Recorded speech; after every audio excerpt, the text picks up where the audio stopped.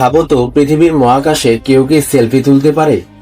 যদিও তুলে, এখনকার সময়ে সেটার দাম কত হতে পারে? হ্যাঁ, সত্যি বলছি ভাই, একদম স্পেসে। 1966 সালে নাসার নভোচারী ব্রাজ অ্যালড্রিন মহাকাশে ভেসে বেড়াচ্ছেন আলোর খোঁজে।